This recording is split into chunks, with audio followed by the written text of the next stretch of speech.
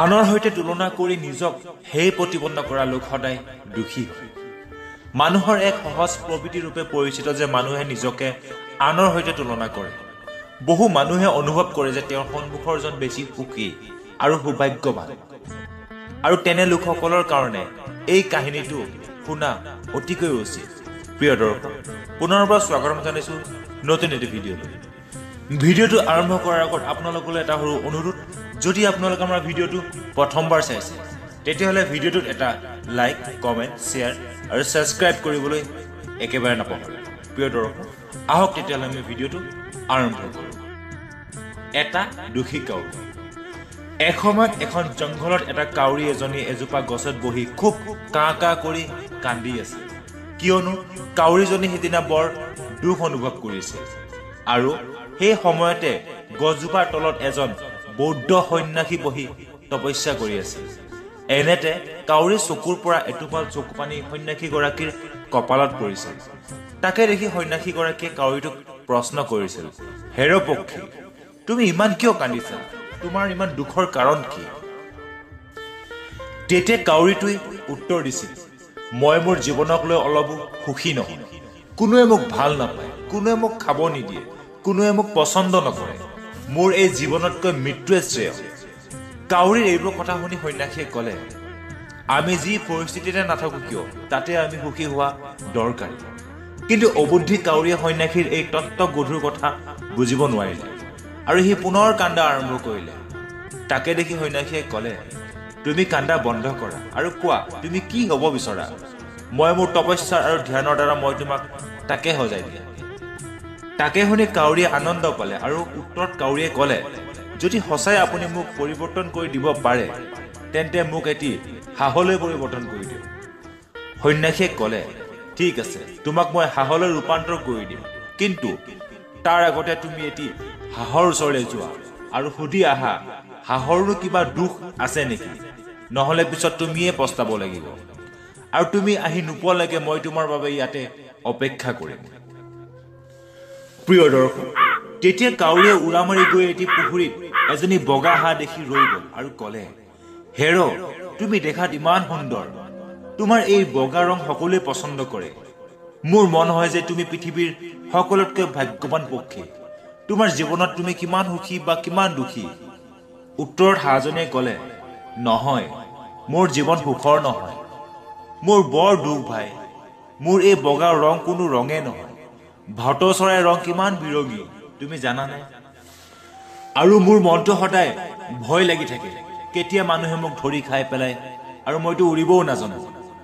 তেতিয়া কাউৰী এইবোৰ কথা শুনি এজনী ভাটৌ চৰাইৰ ওচৰ পালেগৈ আৰু ক'লে, বন্ধু, তুমি দেখাত ইমান সুন্দৰ, আচৰিত লাগে, তুমি ৰঙীন, নিশ্চয় তুমি এই পৃথিৱীৰ সৌভাগ্যৱান পক্ষী। বাৰু কোৱাচোন, তোমাৰ কিবা দুখ আছে নেকি? তেতিয়া ভাটৌজনীয়ে উত্তৰ দিলে, কি কোৱা ভাই, মই মোৰ জীৱনক লৈ কেতিয়াও সুখী নহয়। মোৰ এই দেহৰ ৰং মোৰ বাবেই শত্ৰু, যাৰ বাবে মানুহে মোক ধৰি নি পিঞ্জৰাত ভৰাই ৰাখিব বিচাৰে।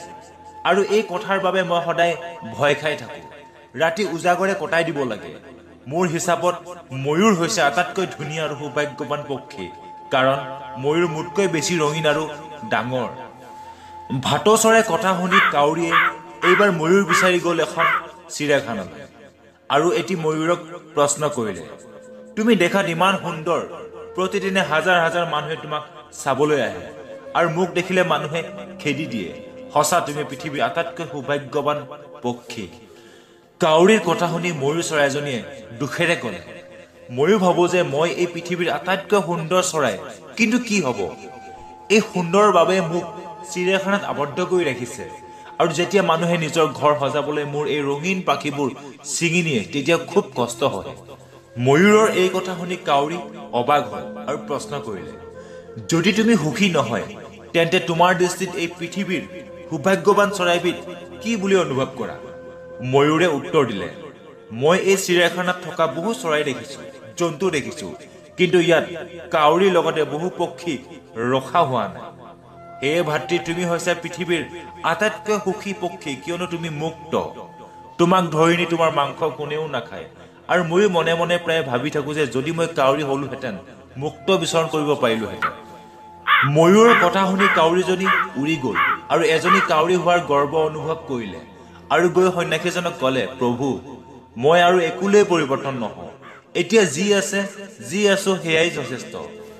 প্ৰিয় দৰ্শক, একেদৰে আমি মানুহে যদি আমাৰ জীৱনত লক্ষ্য কৰোঁ, কাউৰীৰ দৰে একে সমস্যা আমাৰো আছে। আমি সকলো সময়তে আনৰ সৈতে তুলনা কৰি দুখী হৈ পৰোঁ। আমি সেইটোৰ গুৰুত্ব নিদিওঁ যে যিটো আমাৰ লগত আছে, আমাৰ জীৱন আৰু আমাৰ যি কৰাৰ সামৰ্থ্য ৰাখোঁ, আমাৰ সম্পদ আৰু আমাৰ সম্পত্তি আৰু আনকি আমাৰ আনন্দ আৰু সুখ আনৰ তুলনাত কম বুলি ভাবোঁ।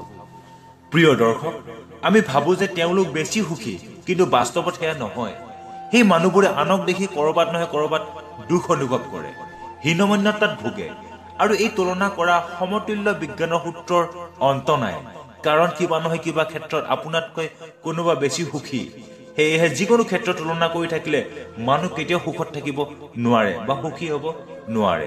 প্ৰিয় দৰ্শক, ভিডিঅ'টো চাই কেনেকুৱা পালে নিশ্চয় কমেণ্ট কৰি জনাব। যদি ভাল লাগিছে তেতিয়াহ'লে লাইক, কমেণ্ট, শ্বেয়াৰ আৰু ছাবস্ক্ৰাইব কৰিবলৈ একেবাৰে নাপাহৰিব। প্ৰিয় দৰ্শক, আজিলৈ বিদায় দিওঁ। জয় শ্ৰীকৃষ্ণ, জয় শ্ৰীৰাম।